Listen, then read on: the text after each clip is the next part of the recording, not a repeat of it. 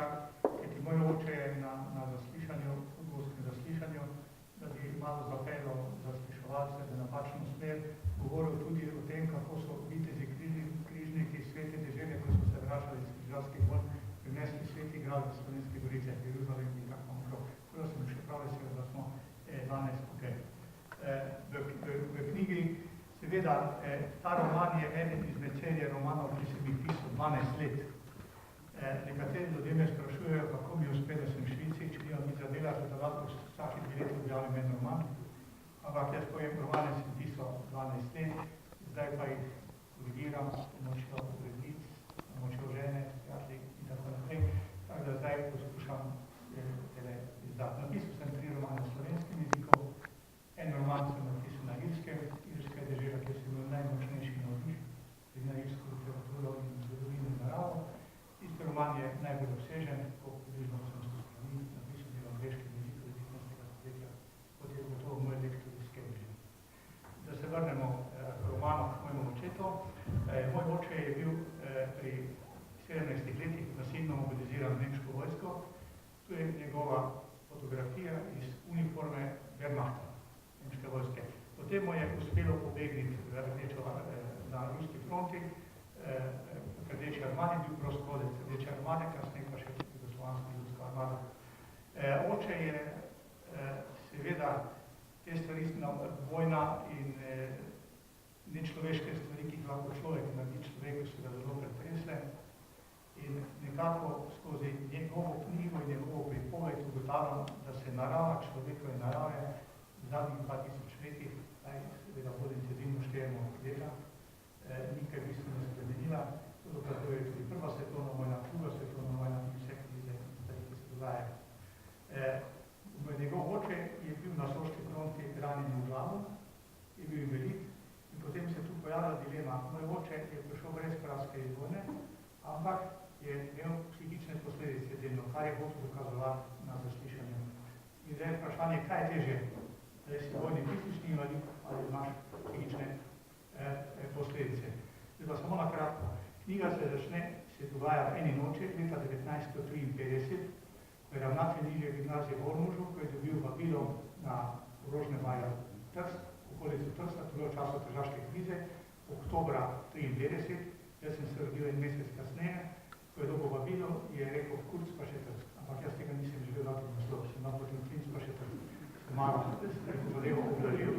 Njegova službo-gospodinska pomočnica ga je slišala, je šla na postaje Ljudske Vidice, povedala, kaj je rekel, sta prišla višji inšpektor Udbe iz Maribora in kapetan prve klase vojaške obveščevalne službe. Zaslišanje je trajalo vso noč po prisotnosti komandira milic in nekaterih miličnikov. Problem pa je bil, ker je bil moj oče naveden kot edina priča tega procesa. In seveda, da bi rešil svojega prijatelja, si je izmišljeval zgodbe za zgodbo, da bi noč prešla hitrej, da bi bilo čim prej konec in da ne bi prišlo do obsodbe. Ker izmeraj je stalo v zraku Goljoto, kaj se bo tako dogodilo. Seveda sta pa oba zasliševalca sta mu nastavljala razne trike, da bi se sam ujel ali pa da bi ga ujela na tem. Zato sta pa pustila, da bi bil otroštvo, da je govoril o mitoloških zgodbah, kako se je cerkev tudi še v Prigradu potapljala, kako so rekli, kakšna katastrofa se je zgodila, mislim, da je sodni dan in tako naprej. Zdaj so nekako šli skozi vso zgodovino tega dela Štajerske, od gospodov Ptujskih do kralja Matjaža in Cekeljega, ki je bil lastnik Ormoškega gradu, vseh teh bog, kako je prišel Sveti grad na Slovenske Gorice in cela vrsta zadev o samostanu Ormoškem, o prihodu Kristusa in Marije Magdalene v tale kletki, edina ostala samostana. Tako stvari so zelo prepletene skozi celo zgodovino očeta in kažem vse te travme in to se tudi razvijali. Jaz predlagam, da slišimo kar prvi odlomek iz knjige, da bomo ujeli del nasloga in seveda pripovemo to. V trenutku, ko je začel med prsti zvalkati naslednjo cigareto rovinski Ivan brez filtra, je močno počil. Glavo je sunkovito obrnil v smer proti ostrešju secesijskega šolskega poslopja. Nekaj od kruškov strešne opeke se je skotalilo v strehi. Stekal je čez dvorišče, odprl težka obodna vrata in se s hitrimi koraki napotil po stopnišču, ki je v ostrih zavojih vodilo do podstrešja. Stikalo na vrhu stopnišča je škrtnilo, ko ga je zavrtel za pol vrata v desno. Odprl je železna podstrešna vrata. Luč, pritrjena na prečnem tramu, je meglo osvetlila prostor.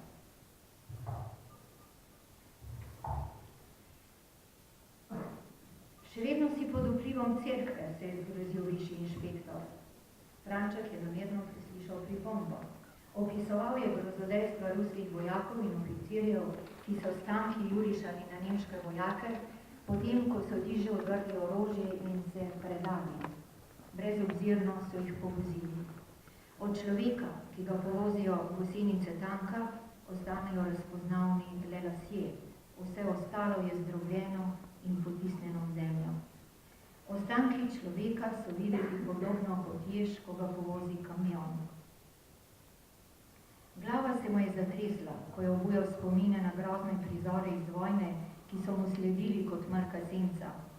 Med spanjem ga preganjajo sovražni vojaki, pa strah in obup tistih, ki so jih oficirji prisilili, da se skupaj z njimi borijo v prvih vrstah na fronti. V dolgih nočeh brez spanja posluša stokanje ranjenih, ohabljenih, zblaznelih, neme krike mrtvih, voha smrad razpadajočih trupel. Sedaj bi predstavili zgradbo romana. Roman ima 62 poglavij, eno okvirno pripoved, o kateri ste prej že govorili, ki je tudi glavni motiv, ki je tudi glavni konflikt, kjer se sproži tudi glavni problem. In sicer ima tudi številne odložne zgodbe, ki jih pripenjate na to celoto. Torej, že prej ste omenili nekaj zanimivih naslovov, kako je prišel Sveti Gral, Slovenske Gorice, kaj se je zgodilo s cerkvijo, ki se je pogrezala v turnišču in tako naprej. Torej, zanima me, kako to približujete bralcu in čemu imajo te pripovedi svoje mesto v vašem romanu? Roman je napisan dejansko kot roman, kot ena velika vseobsegajoča zgodba. Je pa toliko podrobnosti, ki se prepletajo počasi ena v drugo in tvorijo celoto. Tako da je roman ne moreš prebrati po diagonali. Potem se mora človek zmeraj vračati, ker se v romanu zgodi. Drugače je pa zelo enostaven za brati, vsak ga lahko razume pač na način, kako sem tukaj zapisal predgovoru, verjetno bo knjigo po svoje razume tudi vsak bralec, odvisno pač od osebnih izkušenj, znanja, domišljije in miselnih vzorcev, ki ga obvladujejo. Zgodbe mi je oče pripovedoval, zmeraj on je umrl, ko je bil štar 62 let, posledice vojne pa seveda kadil je rad. Moja mama je bila seveda že manj nervozna, ker je zmeraj govoril iste zgodbe. Spomnil se je otroštva, mladosti, vojne, tale kratkoročni spomin pa mu je precej nagajal. Zato sem jaz te zgodbe stotinekrat poslušal in sem si jih tudi zapomnil. Seveda, ko sem bil na Irskem, to je 2000 km zračne linije, te malo nostalgija, spomini in potem sem razmišljal in pisal, tako da so te zgodbe bolj neka eksplozija spomina in ne neka zgodovinska dejstva, ki bi si jih hotel zabeležiti. Nisem pisal kaj z dokumenti, veliko sem si zapomnil in tele zgodbe, ki sem jih slišal že pri mojih starih starših, so me preganjale vse življenje, ampak v pozitivnem smislu. Jansko sem veliko razmišljal in potem sem te nekako prepletel, ker sem si ustvaril neko priložnost, ko je oče tudi v določenem času poskušal samo govoriti, da ne bi bilo tišine, da bi, ko so se ga že napili preiskovalci in so že malo gledal, so že zaspali, niso, tako da je govoril, da je to nekako spelo do konca. Tale pisanje je bilo zame dejansko čisti užitek. Poskušal sem uživati vse približno tako, kot je užival moj oče, ko je iste zgodbe neštetokrat pripovedoval z velikim žarom in strastjo in kako je oče znal uživati v majhnih stvareh. Ljubil je podrobnosti, lepoto narave, življenja, tudi čustev ni skrival.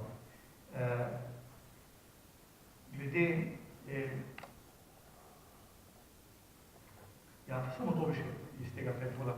Oče je po vrnitvi iz vojne težko prenašal aroganco in pretirano avtoriteto oblasti, podrejanje ideologiji vladajoče elite, dogme, enumije, ustrahovanje, izključevanje in brutalno zatiranje vsakršne drugačnosti, predvsem drugače misleči.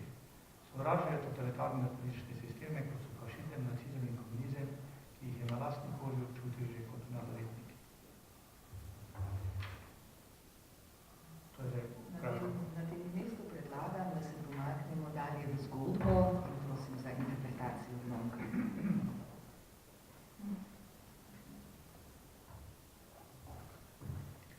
Zdaj si bom dovolila nekaj takšne ustvarjalne avtorske svobode in bom prebrala nekaj, kar pove o dedku najine hčere zelo veliko. Starešina ciganskega klana je izpod suknjiča vesno potegnil dolgi nož. Sunkovito je zažugal po zraku, rezilo je zasikalo. Pogledal je proti nestrpnim ciganom in jezno spregovoril nekaj besed v ciganskem jeziku. Nato je dejal, mladi gospodin je moj gost. Dovolil sem mu, da pleše sa devojkom. Če bi si kateri od vas drznil človeku, ki je pod mojo zaščito skriviti en sam las, mu bom odrl kožo kot prašiču. Ostanite pri mizi, da ne bi med plesom motili mojega gosta. Pravilno raščeni zobje so se svetlikali med vse bolj rdečimi razprtimi ustnicami. Imelo me je, da bi jo predvsem poljubil, a je razum prevladal nad poželenjem in strastjo. Poljub bi bil lahko poljub smrti. Veliki uhani so zarisovali zlato rumeno krožnico okrog njene ljubke glave. Kot uročen sem zrl temno zelene oči v dolge črne trepalnice. Vranje črni lasje so živeli kot konjska griva v divjem galopu. Po vsakem obratu so odkrivali vitek vrat in ramena. Dekle je prijetno dišalo. Tipalke na bretlih prsi so me v ritmu vrtenja božale, počgale so strast do meje eksplozivnosti. Kljub bolečini, ki jo je povzročal revmatizem, sem se vrtel kot blazen. Živela sva veličastno harmonijo narave, erotike, norosti, ženskega in moškega elementa. Želel sem si, da bi naj v ritemu vrtiči se spirali popeljal naravnost v raj. To je pravo, je ustrelil srebrni. Ne, to je ta pravo, je ustrelil srebrni pendrec.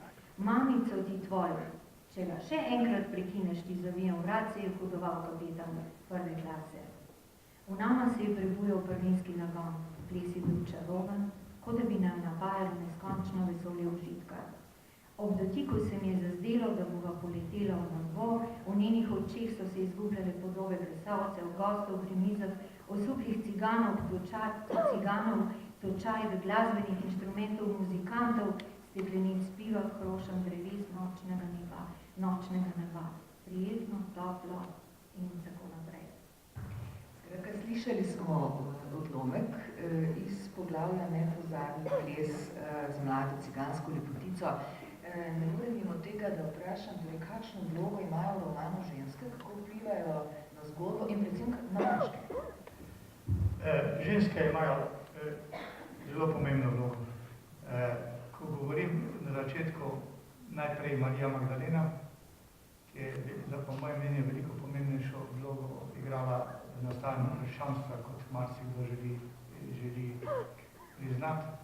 Všeč mi je slika Zadnje večerje Leonarda da Vincija, ki je apostola, ki je sedel desno od Kristusa, tako na sliku, da bi lahko bila ženska, verjetno bila Marija Magdalena, ki se pač kasneje brisal. To se pa ne začne tem, ko se potapa cerkev, ko vlečejo cerkev iz močvirja v trudnišču, je tam bila znana trudniška devica in seveda ženske obsedene z Marijo devico in vidijo razne ideje. Pač veliko cerkva smo Slovenci zgradili na to račun, ker je se Marija prikazala kakšni ženski. No in seveda ona je dobila fiksno idejo, ko je bil, mislila, da je sodni dan, požrla je tisto močvirje, bili so ljudi in živali, bolje je pa šla k župniku in rekla, da mora nekaj darovati devici Mariji, da bo pomagala pri Bogu, da bo rešil še te ljudi, da ne bo sodni dan. In seveda je kaj lahko darovala tisto, kaj je imela takrat sabo, svoje devištvo. In potem je scena ljubljena tam v Bezgovem grmu z duhovnikom, zelo zanimiva scena, tako da to opisano, potem so zgodbe o ciganski ples, ki so stali, kdo bo plesal za cigankov, nikomu ni šla plesati, oče pa je šel vprašati starešina in o njem dvoru. Potem pa govorim o eni majorki Udbe, ki je prišla v Laško za slediti generalom in visokim politikom, ker je šlo za nek državni udar proti Tito. In oče ni vedel, da je agentka, seveda sta se zaljubila in potem je to ena zelo taka ljubezenska zgodba, ki je nastala, seveda kasneje se je na nek način rešil, ampak se ve, kakšno vpliv so imele ženske. Samo še eno stvar povem, glede žensk. Moji mami sem dal roman pred 2 leti, ko je bil natiskan, sem ga dal za prebrati, sem mi dal svinčni groke, pa sem rekel, mama, poglej, tele zgodbe, ki so ljubezenske v očetu, lahko prečrtaš kajkoli hočeš. Rekel, bi rekla, vredo, bom vse prebrala, je to brala tako počasi, ona bere tako 3 tedne. No, in sem jim potem pogledal, sem rekel, nič nisi prečrtala. Rekla je, zakaj pa bi prečrtala? Si rekla, ja, kako si pa to vse dobro zapomnil? Veš, ne moramo pomagati, ženske so pa pač imele rade in tako mora stati. V knjigi, to je veličina. No, ampak sem potem mami rekel, če ti slučajno prej umreš, je stara v 89 let letos, bodo tvoji sorodniki rekli, da se moja mat obrača v grobu, ker sem jaz napisal njen možu. No, potem je vzela list papirja in je napisala izjavo, da vse to drži, da vse lahko ostane v knjigi, da pač je oče takšen bil. Ko sem mislil vse, da že imam po papir napisan, ampak še na sreče šliva. Torej, močna vloga žensk v pripovedi, seveda, ko smo prej govorili, roman je večplasten, za polno razumevanje so potrebna ponovna branja, zlasti zaradi množice teh vložnih zgodb v osnovi pripovedi. No, Preja vaše zgodbe zelo gladko teče. Jezik je sočen. V bistvu ga poživijo dialektizmi, tuji izrazi, besedne zveze in pravzaprav tudi kakva sočna kletvica se najde med njimi, a ne? In pristno delujejo tudi lokalni s prleščino zaznamovani izrazi, kar dodatno seveda poudarja značilnosti razmišljanja na prostoru vzhodne Štajerske. Izpostavite jih nekaj. Ja, jaz sem seveda uporabljal besede, moji starši so iz mama iz Harosloče iz Ptuja, so se preselili 52. leta v Ormož. Potem smo se naučili tudi štajerščine, nekaj tukaj naših Ormožanov in prijatelj Slovenskih Goric. Teda sem tukaj vse takšne besede, koliko sem jih lahko uporabljal, pa sem jih potem pošteljal na tisto, tudi nemške izraze, to zaslišanje iz vojne in tako naprej, tako da sem vse poskušal to videti, ko čujiti, pa tašne čutnes, pa takšne stvari, ne, čudene me zajbavili. Teda sem te stvari in tudi kletvice. Mi imamo na Štajerskem veliko bolj sočne kletvice, kot imamo potem v drugih delih Slovenije. Tako da mi smo že po kletvica, smo nekoč že s poslanci, ki so bili rekorderji v bivši Jugoslaviji, nekje na enem nivoju, ko pa sem živel na Irskem ali pa grem kje po svetu, pa imajo 3-4 kletvice, ki so pa nam razdelili na živce. Se so prima kletvice. Američani kaj pa znajo, kaj gledati ameriške filme, 3 kletvice in ti že več ne veš, kaj bi z njimi. To bogatstvo sem poskušal obraniti in tudi tiste, ki je mogoče tako fredamno krok preklinil, tako da ga imamo opozarjala, ampak nič ni zaleglo. Vse to romano daje še večjo pristnost in jo pravzaprav postavlja v pravo pristno okolje. Zdaj tudi tok romana je izredno dinamičen, kajti osnovna zgodba poteka v prednjem govoru. Zakaj ste ga izpravili? Ja, prednji govor se mi zdi, da je stvar bolj avtentična, bolj sočna. Jaz ne moram pisati dolgih zgodb, ki bi bil jaz prvi pripovedovalec, ali pa da bi pisal v tretji osebi, da nekdo o nečem pripoveduje, potem mi po eni strani, po 2 straneh že malo postane dolg čas. Zato pa so v knjigi sami dialogi, dialog na dialogu. Le redko kdaj sem si privoščil, da sem potem dal monolog, ki je daljši od ene strani. To daje ves čar temu in tudi pri vsakem, ki govori, pokaže karakter osebnosti, ki to tudi pove. Seveda sem v roman tudi vključil mojo mamo in zadeve, kaj hoče. Seveda se tam, ko sem napisal poglavje, kaj storiti, da bo tudi ženske jedle z roke. Oče je bil 17-letni mulček na vojni, potem je seveda poslušal tele starejše dece, so se v ženskah pogovarjali, vsi ženske pogrešali te stvari in tako naprej. Seveda se tam vse je dogajalo, tudi ženske so tam dobivali za čokolado, za kos kruha, kaj je bila huda kriza, da so preživeli. In se je marsikaj naučil. Seveda je potem oče, enkrat, ko je prišel, Stašečko je bil mizarski pomočnik, na Ptuju se je vozil v Sveti Trojici, kjer sta živela, moja sestra bila stara nekaj mesecev. No in potem je mama rekla, da pozno hodiš, pa si spet ga popil s prijatelji, pa to je bil pa tako jezen. On je bil tako ljubosumni človek, da to sploh ne moreš verjeti. On je svetovni rekorder bil, ne, v tem ljubosumju. Je mama rekla, sta šla enkrat v kino v Ormožu, en gospod, ko je prišel v kino, se je usedel, pa je vprašal, kako je naslov filma, ki ni vedel. Zato, ker me je to odgovorila, se 2 meseca mi z njim pogovarjal. In potem mu reče, ko prije domov, se ga pil, ne, namesto da bi prej prišel domov, je rekel, zdaj pa si zadnji, zdaj pa si mislil, bom ti jaz pokazal, da mi več ne boš nikoli tega govoril, da si je mislil, zdaj bom ti pa nekaj naštimo. In je šel, je vzel gor, si ga navolil, zamko zavezal, je bil ribič, je to vedel narediti, je potem šel ven in se obesil na hruško. Mati je čisto norela, ne? Ampak je naredil en trik, da se je zlomila, napadal na kolena in je preživel. Ampak stvar je bila zanimiva, tako da je videl in je rekel, zakaj si pa to naredil, saj je povedal, da je bila zvesta in sem še dobro preizkušal, da ne kupil mačka v žahto. Čeprav je že vedel, ampak tako je bil, ne? Predlagam, da slišimo še kakšen odlomek iz romana.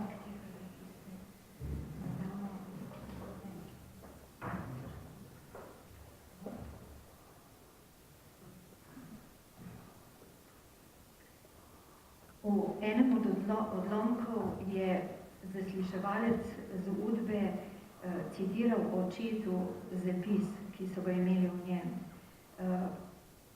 Slišati je, če si grešil, si grešnik, pa plačaj za to, tudi na drugem svetu, če bo treba. Spoved je oslarija. Je le prostovoljna sama obtožba, med katero te po mili volji zaslišuje duhovnik. V vseh zgodovinskih obdobjih je bilo veliko zlorab spovedne molčečnosti, ki so jo v škodo vernikov zagrešili posamezni duhovniki. Spoved je podobna zasliševanju agentov Udbe in Kosa, le da je bolj prefinjena. Grehe lahko odpustile vsemogočni Bog in ne duhovniki. Če drži, da nam je življenje dal Bog, drži tudi to, da nam kljub molitvam, daritvam in kazanju Bog ne bo nikoli pomagal, niti s pomočjo cerkvene. Če obstaja kaj po smrti, potem nas v skladu s pravičnostjo tam čaka življenje, kot smo si ga zaslužili s svojimi dejanji, z delom, odnosom do soljudi, ostalih živih biti. Bog nas le skrbno opazuje in ne stori ničesar, dokler smo živi. Z njim se bomo soočili šele v poslednji sodbi.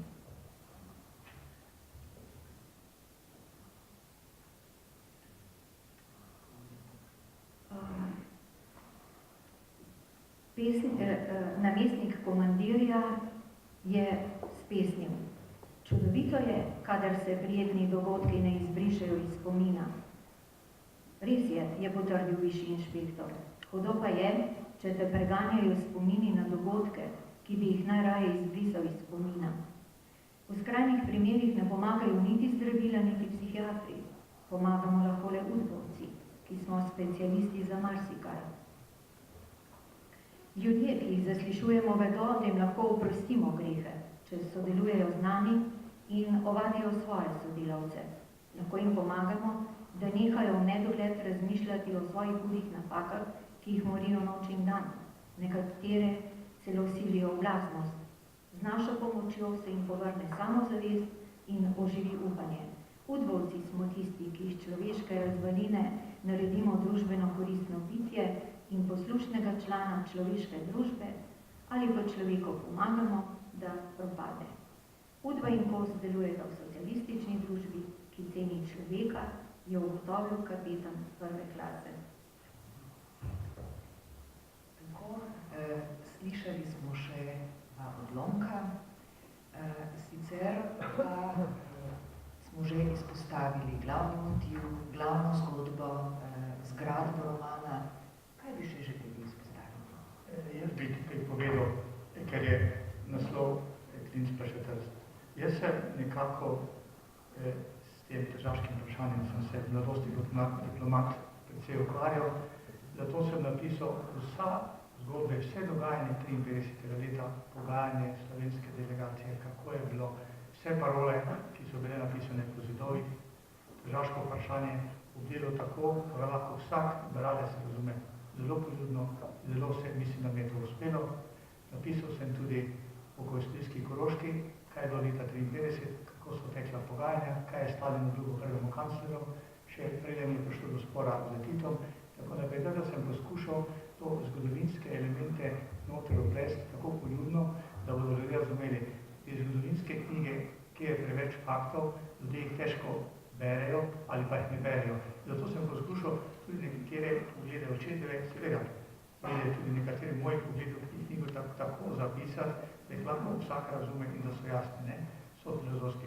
Boste videli, zdaj ni časa, zgodbe so zelo različne. Ljubezenske so do skrajnosti lepe, navijene in tako naprej. Okrutne zgodbe so pa tako okrutne, da sploh ne možeš misliti, da so lahko okrutne. Kaj se je dogajalo v bitka med zlom in dobrim in zlom in angeli in hudičem v tistem turnišču, to je pač posebna zgodba. Tako da sem seveda, ko so prvi brali mojo knjigo pred leti že, je bilo malo slabo, pa sem mogel nekaj strani črtati. Ampak sem pač poskušal pokazati na te skrajnosti človeškega življenja, ne? Od velike radosti do velikega trpljenja. In seveda je knjiga tudi prihaja neka aktualnost za današnji dan, ko vidimo, kaj vse človeku je sposoben narediti, kako je nekaj tisoč ljudi na svetu obvladuje finančno ves svet in za druge nima. To so vse, takšno gledamo tele begunce in vojne, to so vse stvari, ki se ciklično ponavljajo. Zdaj pa nekje se ne ve, kdaj bo kulminacija, kdaj se bodo res stvari tako eksplodirali, da več človeštvo ne bo imelo vedno kam priti, kako korak nazaj, kako da se stabiliziramo, da lahko nekaj normalno v sožitju živimo na tem planetu. In to je potem očeta zmeraj bolelo, zmeraj razmišljal, kako in kaj bo. Zato sem pa tudi skozi take tudi pikre zgodbe stvari opisal. Seveda sem opisal njegovega očeta, ki je bil poglavar družine, kot se temu reklo, diktator, ampak je imel težave, ko se je vreme spremenilo. On je imel takšno luknjo, kot da če jajce na pol prerežeš noter kosti. To smo vse rešili in potem mama, kako se razburja, kako tile vladarji in drugi svet ne pustijo v miru, da bodo preprosto življenje živeli. Kot pa rekla, no, vsaj moža so mi potem nekako rešili. Očetu v vojni je brat padal, dva brata, ko sta bila 62 pomrla, sestra šla Arbe in si je prišla, se je zmešalo, ker so na njej delali poskuse medicinske, tako da je živela 85 let in živela v Hrastovcu. Še ni prišla. Dejansko se pokaže tragedija tega človeštva v tem zadnjem stoletju na eni družini. Ampak takšnih primer imamo v Sloveniji na tisoče. Vsak lahko pove svojo zgodbo, ena hujša in težja kot druge. Zato sem to napisal, da bi se ljudje človeštvo nekaj naučilo z tega, da bi bolj tolerantni, da bi bolj razumeli samega sebe in da bi normalno lahko živeli na tem svetu. Danes mislim, da je vse težje živeti, glede na mlade, jaz govorim.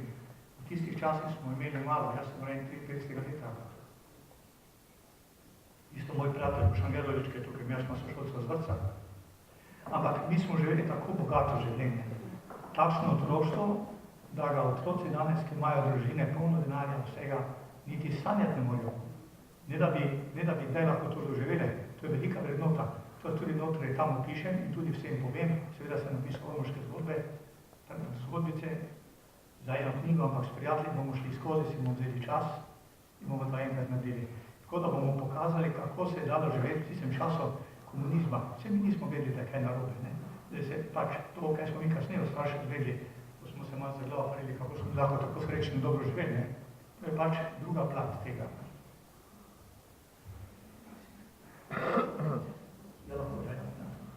Predlagam, da slišimo še nekaj.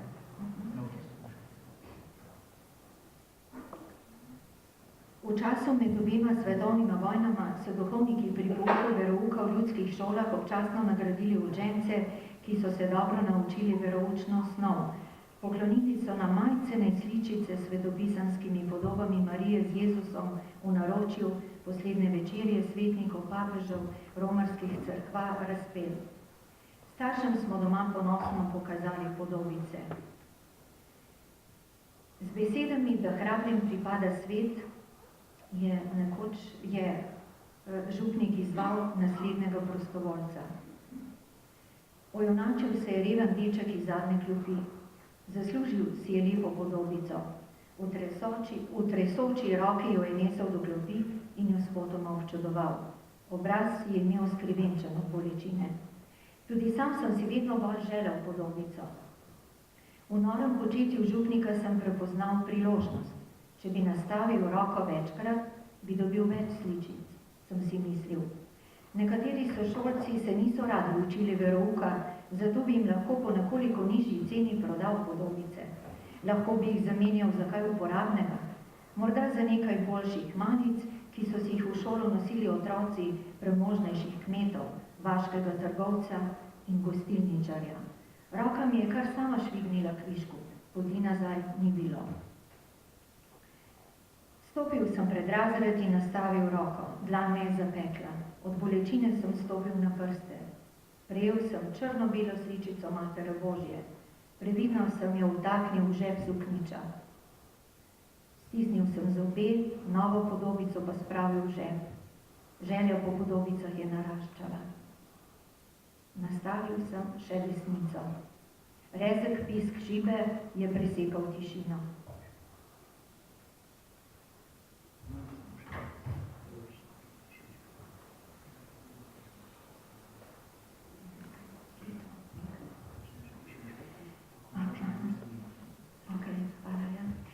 Višji inšpektor je stopil do obešalnika, kjer je visela usnjena motociklistična bunda. Iz notranjega žepa je vzel kuverto in z njo pomahal ravnatelju pod nosom. Poglejte, ta uradni dokument dokazuje, kako skrbno smo se pripravili na zaslišanje. Zdaj, ko smo o zadevi že odločili, vam lahko pokažem sklep o vaši napotitvi na prestajanje delovno prevzgojne kazni na Goli otok. Za vsak slučaj ga je naša služba že vnaprej pripravila. Poglejte, uradni dokument, vidite. Vidite lahko, da se ne šalim. Ravnatelj je zbrano bral tekst napisan na papirju z uradno oznako službe državne varnosti, ki je imel številko, datum, žig in podpis. V glavi se mu je zavrtelo. Komaj se je vzdržal na nogah, vsebina je bila jasna. Tovariša Jerneja Zajška, ravnatelja nižje gimnazije Ormož, se pošlje na prestajanje zaporne kazni na Goli otok. Višji inšpektor Razrančka zahteval vžigalnik, Zajšku pa ukazal, da sklep o napotitvi na Goli otok prime z 2 prstoma in ga drži pred obrazom.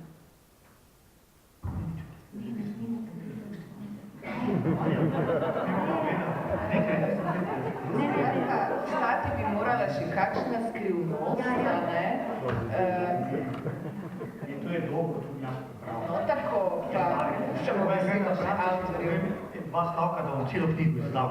Ampak tukaj, s prižganim vžigalnikom se je sprehodil po vsej dolžini spodnjega roba papirja. Niti v trenutku, ko so zadnji plameni oplazili njegove prste, ni trznil z očesom. Mučenje, ki se ga je privoščil delo, kot prijetne sanje v primerjavi s trpljenjem ljudi, zaprtih na Golem otoku. Nisem izdal skrivnosti. Ja, hvala lepa. Predlagam, da zastavite avtorju še kakšno vprašanje v zvezi s knjigo.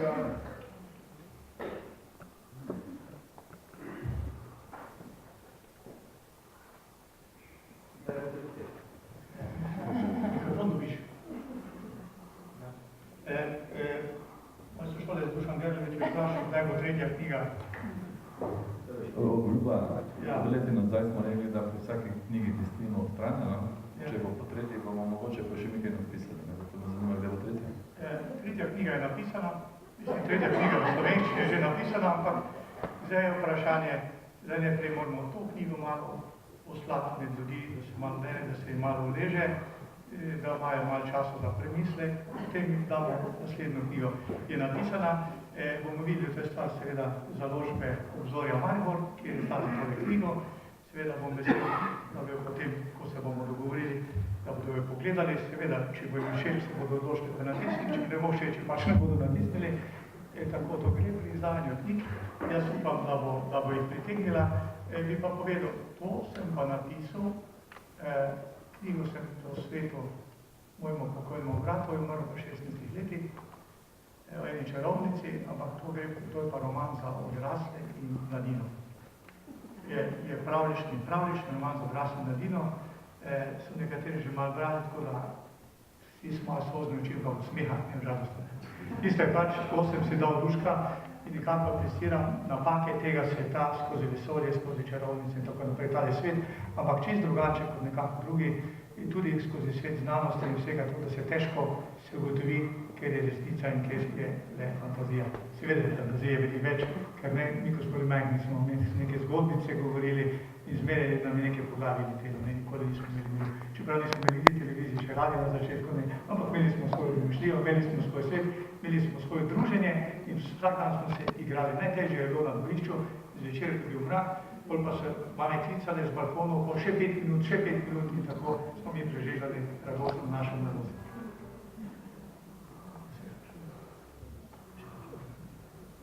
Še morda kdo?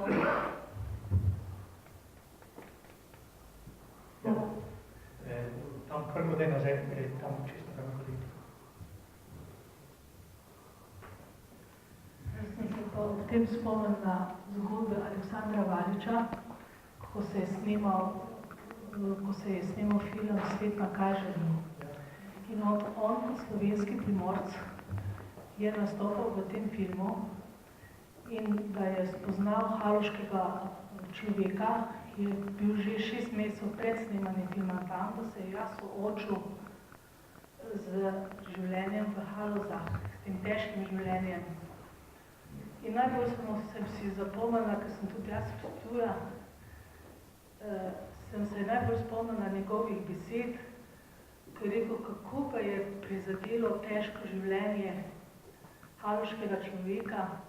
Istočasno sem pa ugotovil, je rekel, da smo samo slovenski Primorci, tisti, ki razumemo, da če ni svobode, da bi tudi materina ljubezen več ne pomaga. Mislim, in to je tako pretreslo vse ljudi, ko so bili na tistem srečanju. In tudi, če tako pomislimo, kako je slovenski Primorci, kako so v bistvu bili za Štajersko povezani v času fašizma, še tistega z prve svetovne vojne. In tako se mi zdi, da v bistvu ta vaša knjiga, to izkušnjo Aleksandra Valiča in vaš naslov, ki je tudi s Trstom povezan, se mi zdi, da lih to ponazarja. Hvala lepa za to. Seveda, to je prava ugotovitev. Štajerci in Primorci se zelo dobro razumemo. Jaz sem bil, ko sem bil študent, sem seveda hodil na skupščine pa na žure primorskih študentov, tudi na Primorsko.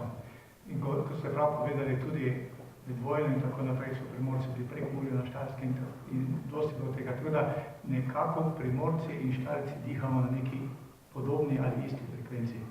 Tako da mi je bilo to užitek, škoda, da ni časa, sem jaz tukaj napisal samo kratkih dialogih. Tisto pa je kot branje za užitek, ko je bil na orožnih vajah ali ravnatelj, se je tam, ko je bil pri zdravniku, zaljubil Primorko, eno medicinsko sestro, in to je tašna ljubezenska zgodba. Seveda boste videli, kaj se je zgodilo in kaj se ni, ampak to mi je šlo, da sem dve ženski, ki sem jih najboljše opisal, je Primorka medicinska sestra, ki je bil na orožnih vajah, druga pa je bila hčerka